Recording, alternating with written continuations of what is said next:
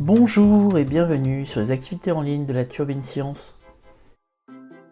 Aujourd'hui, je vous propose de fabriquer ensemble une maraca. Pour cela, nous avons besoin d'un modèle de maracas imprimé grâce au lien ci-dessous, de graines de différentes tailles, d'un tube de colle et de ruban de masquage, d'une agrafeuse et d'une paire de ciseaux, de feutre ou de crayon de couleur. Pour finir, un rouleau de papier toilette vide.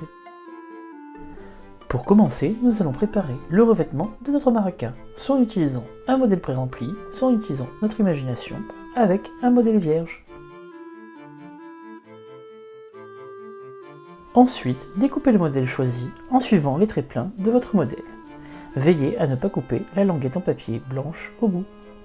On obtient ainsi le résultat suivant. La prochaine étape est le collage. À l'aide d'un tube de colle, recouvrez tout l'extérieur de votre rouleau. Retournez votre modèle et encollez-le. Appliquez ensuite votre modèle sur le rouleau en commençant par la languette blanche. Déposez de la colle sur la languette puis appuyez.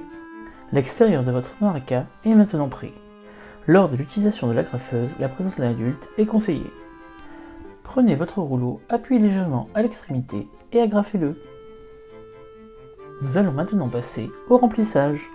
En fonction de la taille des graines choisies et de la quantité, le son obtenu sera différent.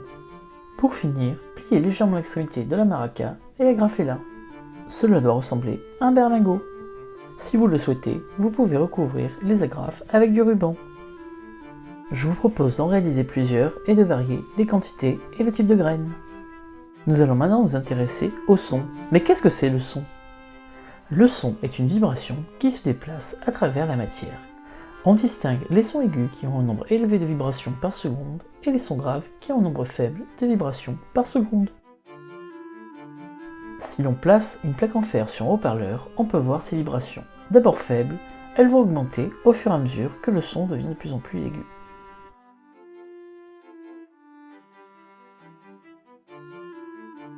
Chez l'homme, les sons se produisent dans la gorge au niveau des cordes vocales.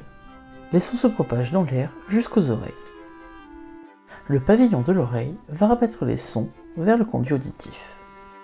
Une membrane au fond de l'oreille, appelée tympan, va vibrer et transmettre le son aux plus petits os du corps, appelés les osselets. Ces derniers vont transmettre la vibration à la cochlée, qui va transformer la vibration en signal électrique avant d'atteindre le cerveau. L'être humain n'est pas capable de percevoir tous les sons de son environnement, mais certains animaux y arrivent, comme l'éléphant qui perçoit des sons très graves, qu'on appelle des infrasons, ou les chauves-souris qui perçoivent des sons très aigus, que l'on appelle des ultrasons.